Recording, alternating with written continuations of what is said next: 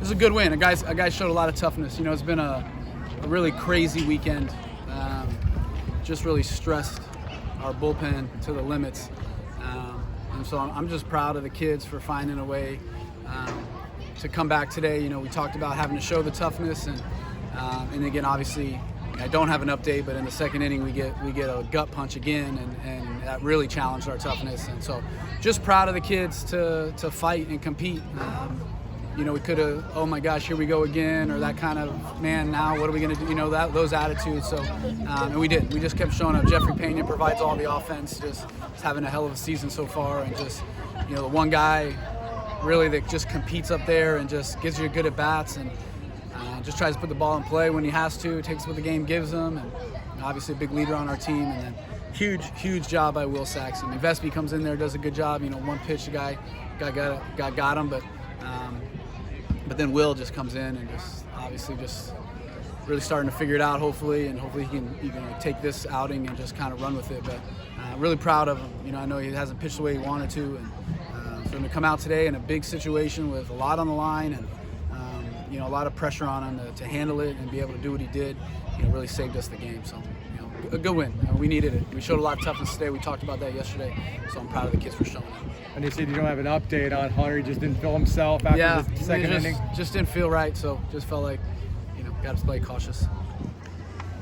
So you talked about Jeffrey and how he's been a leader of this team. He also came in with 11 stolen bases. He ended up getting 7 stolen bases for this entire series. That's half of his total stolen bases for the season. How important is Jeffrey's base running ability to his offensive success? Well, I mean, it's just a big part of our offense. We try to be dynamic, and again, like especially when you lose a guy like Romano, you know, it just changes the dynamic of our offense, and we really have to change our identity. But even before that, you know, you're trying to win different ways. Wind blowing in today, not going to be a lot of home runs, not a lot of hits on the board.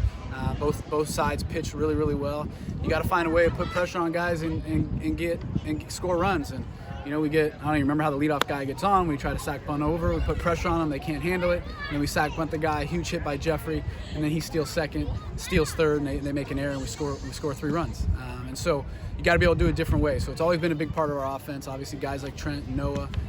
Ben McCabe has a lot of stolen bases. So, I mean, you got to find ways to win different ways. You can't just rely on the long ball or just going to think you're going to knock out 10, 15 hits every game. So in a game where you can only knock out 5 or 6, like, how do you score the runs? And you know, we showed some of that today. So, but you know, obviously him putting pressure on people is a big part of it. Saxon hits the first batter of the 9th inning. He gets over to second, but is able to, you know, fight through it. How big was that? Huge. I mean, you know, you're just like, holy cow! Like, you know, the one thing we didn't want to do is get the leadoff guy on, and you know, he hits him. But again, if you just worry about the pitch, you just worry about the next pitch, and just try to execute. He does a great job, and he comes out there and executes all his pitches. And when you do that, you don't have to worry about the guy at second base. You just worry about what you have to do, worry about executing pitches, and it's a great mental game learning experience, but shows a lot of mental toughness when you don't panic, you don't worry about the guy on second. You just worry about executing, doing your job, trust the guys behind you, and I thought you did a great job of that. We got another start from Sundin and rushing today. We didn't really see Riley Wash this series, so how big was it to have Sundin here, and any update on Riley Wash? Yeah, and Riley's just banged up, just trying to give him some time to try to heal up for the long haul.